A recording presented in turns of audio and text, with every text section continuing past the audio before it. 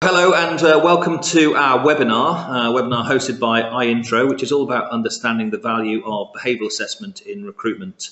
I'm joined today by Ian Chalmers, the Managing Director of the Hulse Group, and as you can see, my name's James O'Brien, the Operations Director of iIntro. Ian, perhaps you could just give us an overview of who you are and an overview of the Hulse Group, so the people listening today know a little bit more about you before we go on to talk a bit more about the topic. Sure. Thanks, James. Thanks for having me today. Really appreciate it. Really good to be working with iIntro and the team for so many years now, many years. So my name is Ian Chalmers. I'm the Managing Director of the Hulse Group. So the Hulse Group, we're the European distributor of the McQuaig psychometric system. This is just part of our business. We have a portfolio of professional development programs in areas like business communication skills and financial literacy.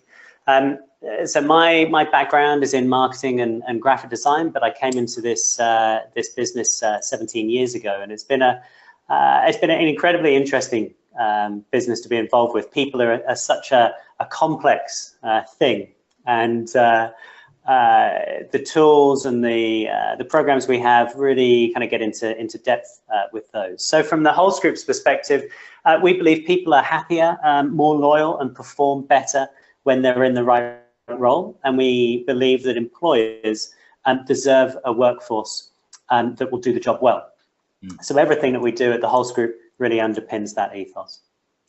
Excellent. And as I say, here at iIntro, as you said, Ian, we've been working together with you for many years now. We work with recruitment agencies, delivering our SaaS-based recruitment management process platform, and McQuaig is an integral part of that, as we'll go through. But the purpose of today's webinar really is just to give people a little bit of insight into behavioural profiling and why we both believe it's so important. So I just want to sort of, it's going to be a conversation. We've got a few slides to show, but literally not very many. So I really want to start here and saying, what do you think are the main benefits of the McQuaig system for employers? For employers, I think there are three main areas. I think it puts science behind the decision making. I think it goes far beyond the CV, and I think from the tool itself, I think the simple language helps employers. As far as the science is concerned, I think McQuaig solves some of the really common problems for organizations. This aspect of unconscious bias, first impressions, they're incredibly difficult to get over for an interviewing manager. For interviewing managers as well, there's consistent questioning. So McQuaig gives those questions to ask every single candidate. And the key thing here is that it's the same questions. That gets you a really good basis for your equal opportunities and fairness throughout the recruitment process. It goes far beyond the CV. CVs just aren't good enough these days. If you think about the CV, it's the edited highlights of someone's career to that day. They don't tell you about when they created a low morale within the team, or a project overran, or they took your client with you when they left. So they don't tell you all of those things on a CV. So you need to employ other tools in order to really drill down into the guts of the person. Yeah. And the last thing is that it's simple language. With McQuaig, we've always been keen, and it's been at the forefront of the development, to write the reports for line managers and not psychologists. We believe that line managers are the crucial and the critical people that are involved in the hiring decision, because they are going to be the ones who are ultimately responsible for the success or failure of an individual. So those are the three areas: the science, the CV, and the simple language. Yeah, it's interesting when you said something there, and it sort of reminded me of one of the questions we often ask when we're meeting up with employers, saying, have you ever seen an individual based on the strength of their CV only to be disappointed when you meet up with them face to face? And naturally, as everybody listening today will have experienced themselves, the answer is yes. And it's because when you're making a one-dimensional decision, you're not really sort of being presented with all the facts that are available nowadays. So I think that's helpful. And I think James, and the opposite of that is true. Someone with maybe a so-so CV comes through and is incredibly good, at interview, because they're incredibly good at interviews. They might not be incredibly good at the job, but they're incredibly good at interviews. And again, from the recruitment side, we see that a lot as well, because you see, with the best will in the world, recruiters foisting a great interviewing candidate onto a client in the belief that they think this person is the right candidate for the role. And we see that sometimes the person you think is the best candidate, who should be getting the job, the client for some reason chooses the candidate who was second or third in your opinion as a recruiter, because they've seen through that through their own intelligence or good fortune sometimes. But I suppose what we're trying to do is put a bit of technology and science into the recruitment process. So that's exactly. Explanation. Now, one of the phrases we use, Ian, and you use it there in your introduction, is psychometric profiling, but I quite prefer the softer phrase of behavioural assessment. And maybe it's because I've been around for quite a long time in and around this industry for 30 years. Maybe I've got some negative connotations of psychometric profiling. But what would you say is the difference between the two, or is there any difference? It really depends on the context. Both are correct. Both mean largely the same thing.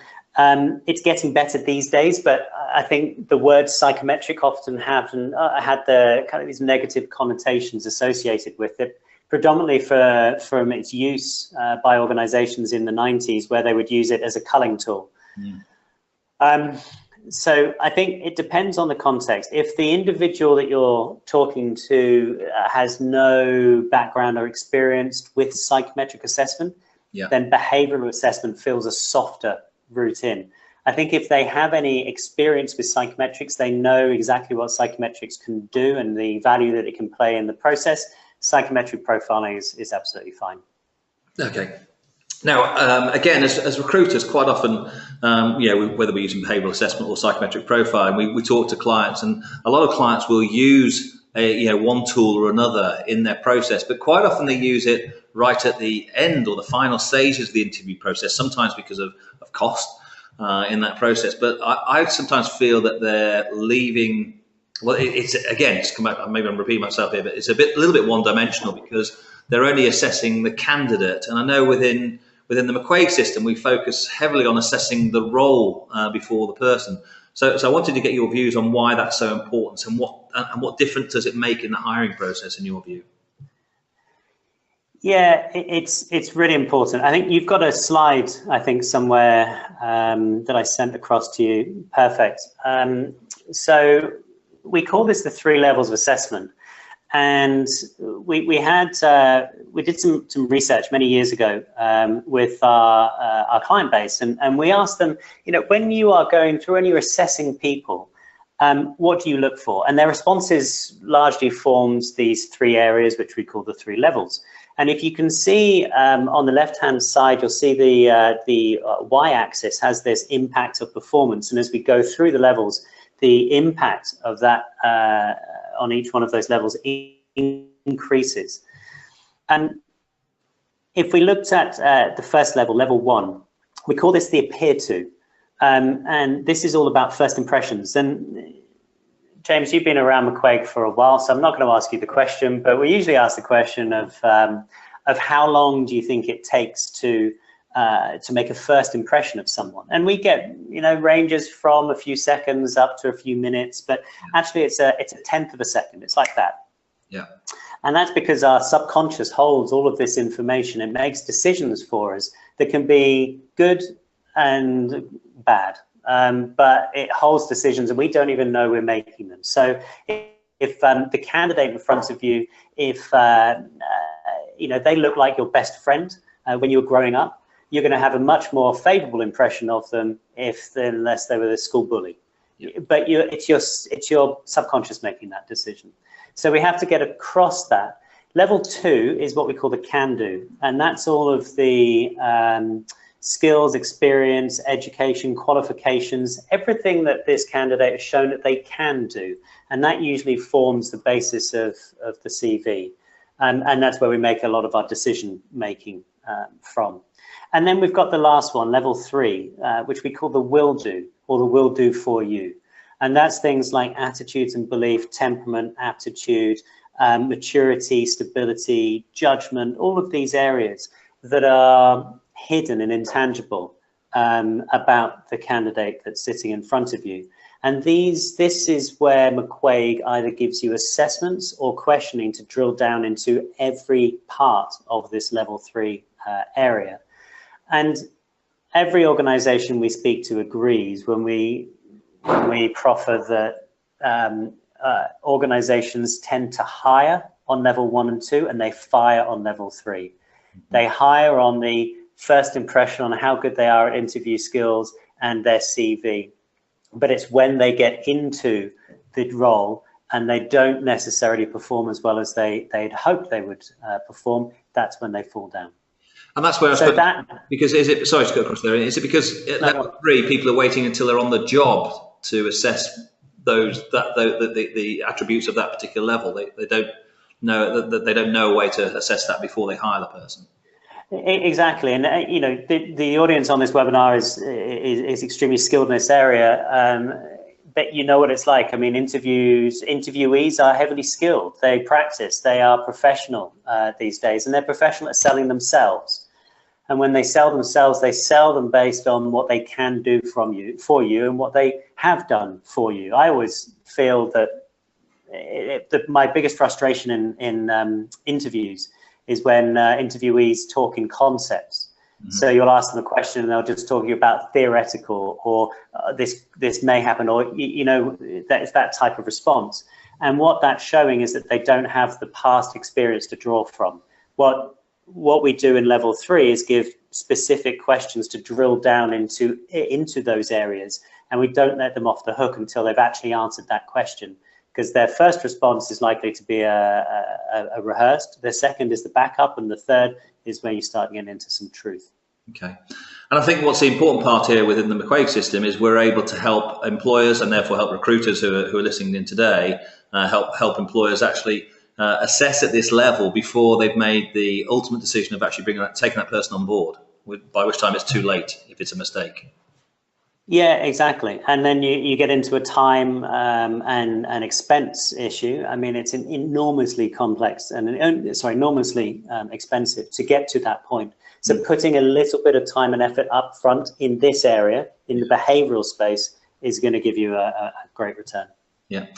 Ian, obviously we're talking about both iIntro and McQuaig today, but if an employer is working with an alternate system, what are the main differences in that process compared to the McQuaig process, in your view?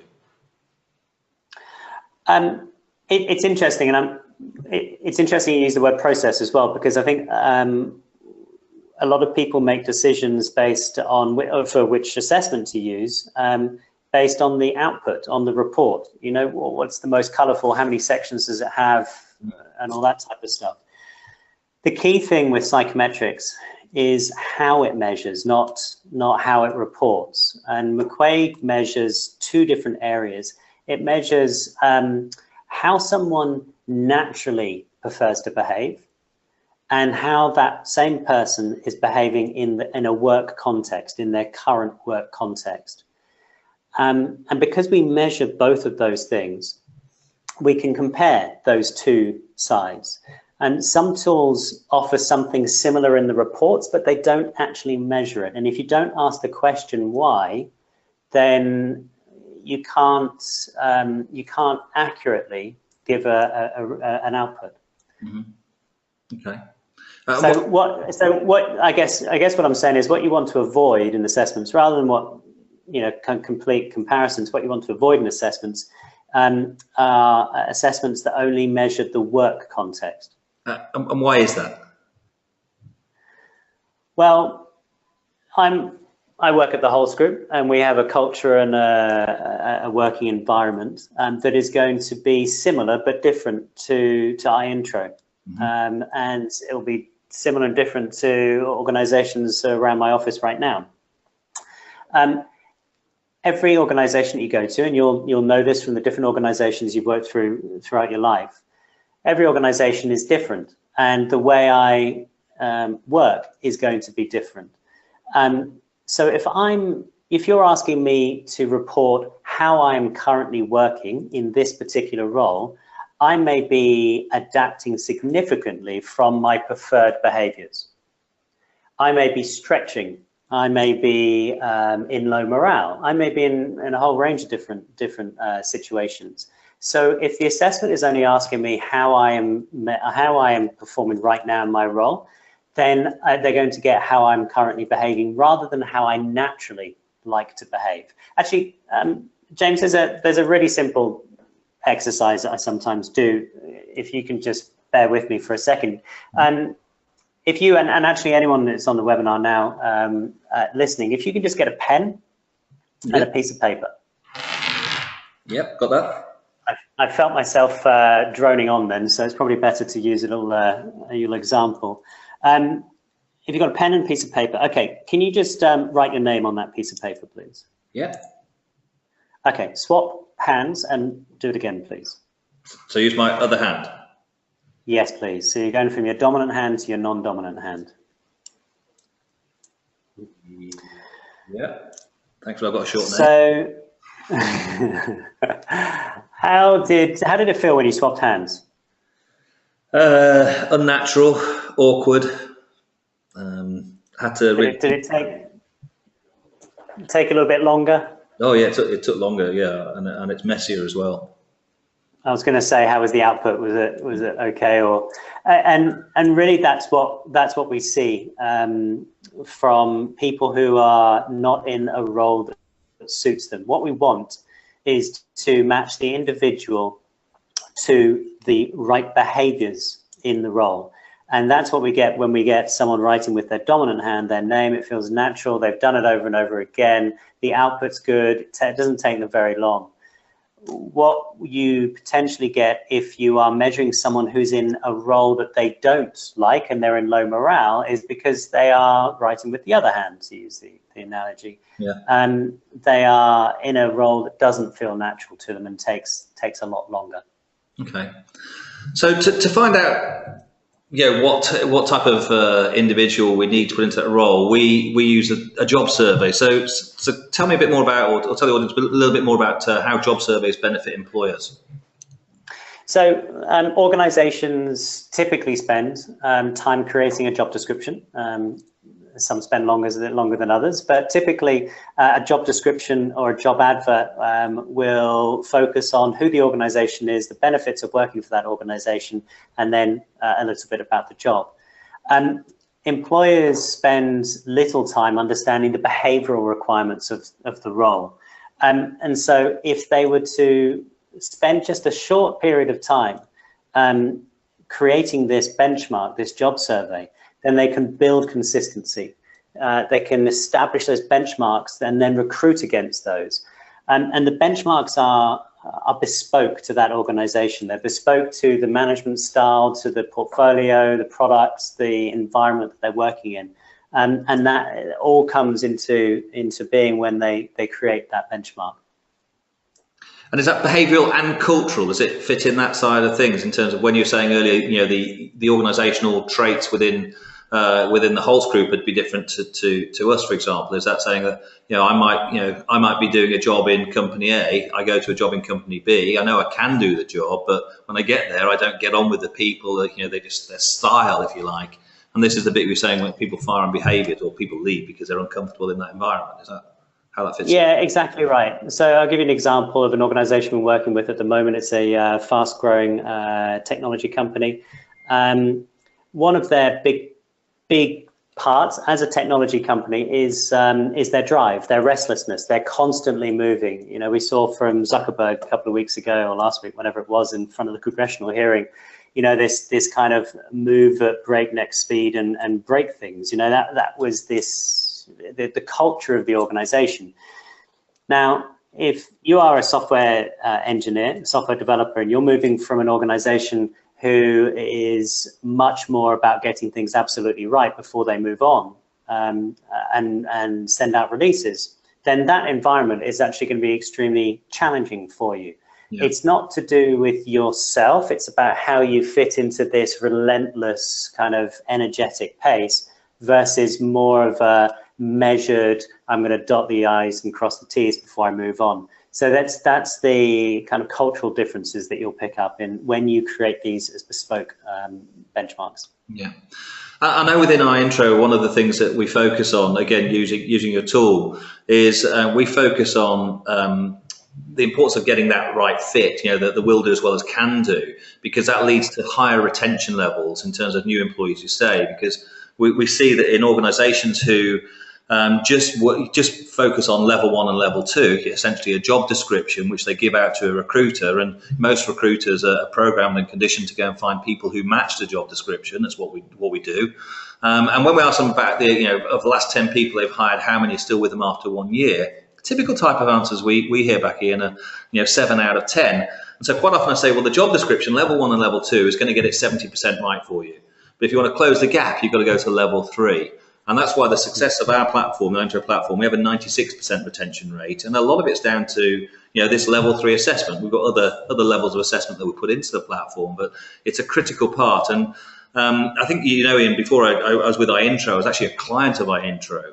And when I first saw this chart that's on screen there, I actually think this is such a powerful chart, because it's the one thing that, if you like, it was the penny drop moment for me, because I, like most other employers, was not assessing on level 3 prior to hiring. It was actually always done after the event, and you'd find out, people leave, and you'd say, well, they didn't perform well. Well, if I asked myself, did they have the skills and experience to do the job? The answer would be yes, otherwise why had I hired them? So it's always that unknown factor. And I used to shrug my shoulders and say, well, it's people. You can't get it right all the time.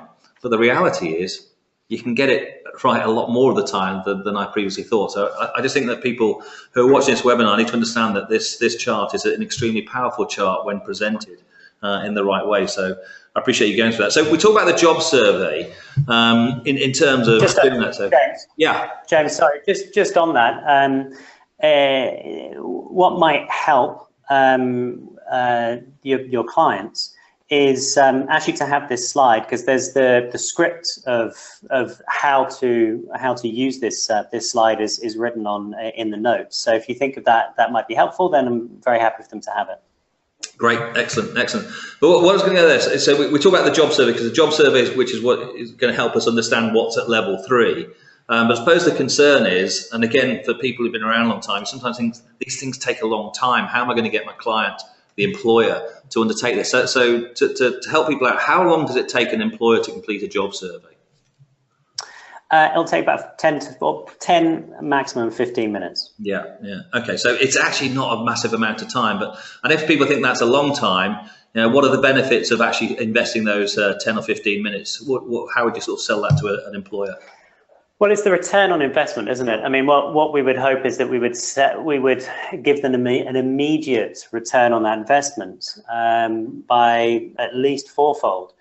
And we would do that by saying, look, if you spend 10 or 15 minutes on doing this, we're going to provide you candidates who are better suited for this role. So we're going to reduce the number of potential interviews that you're going to need to sit through. So if we can just reduce the number of interviews by 1, and it's a 60-minute interview, then we're going to give you a fourfold return on that time invested. Yeah, excellent. So we've done the job survey. Take us through the process now. So we've managed to persuade the employer to invest a little bit of time, and I think it's got a dramatic return on investment, as you say, not just in the time there, but also making sure you don't hire the wrong person, because those retention levels. What happens next in the process? Because the job survey, it's customized, it's bespoke, it's for that organization specifically. It's not a generic, if I'm looking for a salesperson, every salesperson is the same type of thing. But after that, where does the process take it? So, as you say, that's step 1. Step 2 is that we have the candidate complete what we call a word survey, which is the assessment of the individual, and we compare the two things, the individual against the benchmark, and that creates a couple of different reports. The first is the Job Fit Interview Guide. Job Fit Interview Guide is a 60-minute structured interview, so it gives you tips at the beginning. How to, and this isn't necessarily for the most experienced recruiters, but it's really helpful for your clients. Just tips on how to get the best out of that interview, and then it goes straight into the assessment of fit. How closely does this candidate fit the benchmark that we've created? And then a set series of questions that go through all of those areas in that level 3 area. Once you've gone through that, and what we're doing is we are constantly trying to make sure we are assessing the candidate against the role, not the candidates against each other, but the candidates against the role. Once we've got an idea about whether that candidate fits the role, you then are looking at a second or third interview, and that's the time to bring some of more the normal kind of reporting that you would find in psychometric tools, like leadership profiles and selling styles and management overviews and interviewing interpretation guides. So that's the kind of process that we would go through. So you get that consistency of questions coming through, which is important legally as well, isn't it, in terms of that consistency? For sure. You know, from an employment law perspective, you want to make sure that you are asking every single candidate the same thing, and that ensures a level playing field. Yeah. And now, I've had the advantage of obviously working with you guys for a number of years, but one of the things that I've heard both, and I had personal experience, but I hear it a lot now when I'm on this side of the fence, because I'm no longer on the recruitment side of the fence.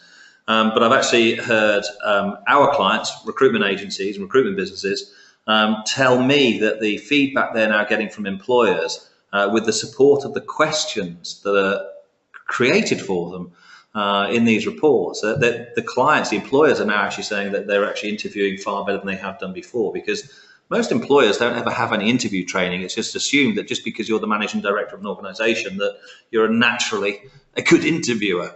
And I think the reports and the way that you put them together actually sort of create a fantastic piece of added value for our clients and ultimately for the employers. So I don't know if you've had that feedback. That's great. That's great to hear. Thank you. It's funny when you reach a certain level of management, even a low level of management, you assume that you can do quite a number of things very well. Recruiting is one of them. Read P&Ls is another. It's amazing. Yeah. Okay, so we've got that process. We've done the job survey, the word survey, and I'd say the job fit interview guide, the matching to it. And again, in my experience, what I find is that when a client's recruiting, it's no longer on a one-dimensional level, it's a multi-dimensional level now. And the job fit interview guide and the way that comes back, it tells you whether the individual's a good match for that organisation in terms of their attitudes and beliefs and temperament and motivators and all those things.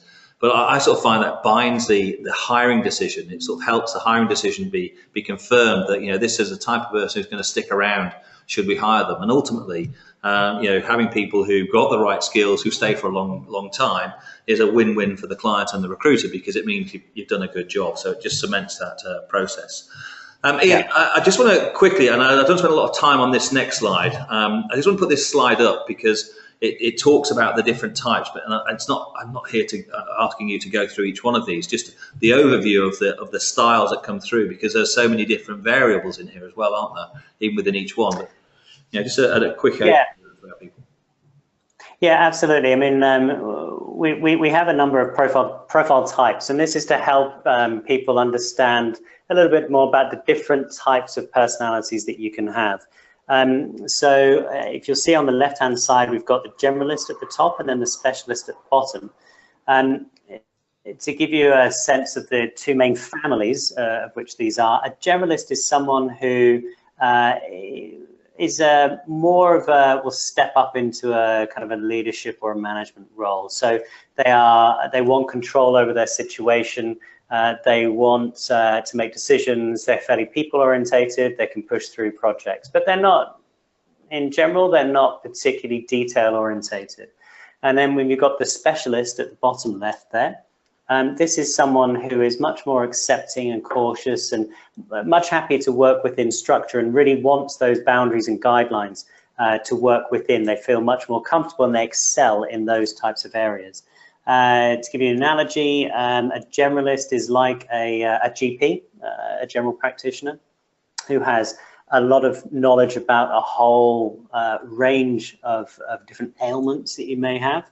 A specialist is much more going to be a brain surgeon or a specialist in some kind of way that will dive really deep into a particular knowledge area. And so there's a kind of an overview of the two family types, a generalist and a specialist. And I think here what's also important there is again, we've got colours here, but our aim is to educate people on what these mean. But I think one of the really interesting things from a perspective of working with McQuaig, and I've worked with other systems in the past before, Ian, so I'm saying this from a position of knowledge, is that the one thing that I really find very positive about the McQuaig system is the fact that the reports are so easy to read and understand. You don't need to be a behavioural psychologist to understand these. And that's really important because a lot of clients are time poor. And one of the things that puts people off is the fact that, okay, I've undertaken a psychometric profile of this individual, and I've now got to have a 30-minute debriefing session with a psychologist to tell me what this means. And listen, the more you can learn about these, the better, of course. But I think even at its most simplistic level, the reports that are generated for us from you guys, and it's all really the flick of a button now. Makes that such a nice, easy tool to share with clients, and they can read it without having to have somebody come and sit on their shoulder and say, this is what that means. Now, this might look a little bit confusing when people are looking at the colours on the chart, but the reports that come out from this do really explain that really positively. So I think that's a good thing. Great, thank you. And I think the colours are one thing. You're absolutely right, and it's the combination of those different colours and the strength of trait that really starts to build, to give that kind of greyness and some colour. Yeah. And as I say, Ian, there's an awful lot that goes into that. And obviously one of the things that we recommend for our clients is that when they actually sort of work with us, I'm going to go through some of the benefits of the iIntro system in a short moment, is that, we obviously do recommend that you get trained on this so that you actually have a better understanding, and it really sort of becomes a bit more powerful. But Ian, thank you very much for all of that. I just want to share with people a little bit about what is iIntro. As I mentioned right at the outset, we're a SaaS-based retained recruitment process management system. We help recruitment agencies and recruitment businesses transition their business from more of a contingent recruitment to more retained. It doesn't mean you have to convert all of your business to retained, but that process is really there helping to do that. And we structure it in a very structured recruitment process to help clients and ultimately employers hire better people. And that transition is really important that we do that. But we're not just about a software system. We really make sure that we train the people that come with us, not just on how to use our software, hopefully it's fairly intuitive, but also how to actually help clients, help employers go through a more thorough recruitment process. So what people get in the platform, obviously they get McQuaig, that's part of our platform. We've got a fantastic deal with the guys at McQuaig and Ian McQuaig there. So behavioural testing and behavioural assessment is a big part of what we do. Candidate participation, our platform is all about getting the candidates involved and engaging them in a more thorough and more complete recruitment process. Actually brings them a lot more, making them a lot more likely to take the position in the end. We use video assessments, so we use that technology now as well to make sure that we're sort of adding value in there as well. We benchmark the candidates against each other. We've got tools in our system to do that. And it's also a great place to house because it's an online platform that's accessible 24/7 from anywhere around the world. It's also where we present and store all the documents that we create. So that's of course CVs, but the job certifications, market map, progress reports, candidate briefing packs, as well as the McQuaig assessments that come through that. And finally, it's a communication tool that enables you to communicate electronically between the employer and the recruiter as well. And that's our platform. And I say McQuaig is an integral part of that. And we're proud to have been working with McQuaig for a good number of years now. From the iIntro perspective, we're happy to share with you a lot more about the platform. We offer a complimentary consultation where you can sit down with us and we'll actually sort of help you understand a little bit more about what we do and how that might work in your business. You can see the link on screen there, so if you just want to book an appointment, no obligation, just please click on that link and you'll be taken straight into our diary where you can book a meeting time for you. But that's all for today. Thank you very much for your time and for listening. So I say my name's James O'Brien, thank you very much, and Ian, thank you very much for joining us today as well. Thanks for your time. Thank you. Thank you.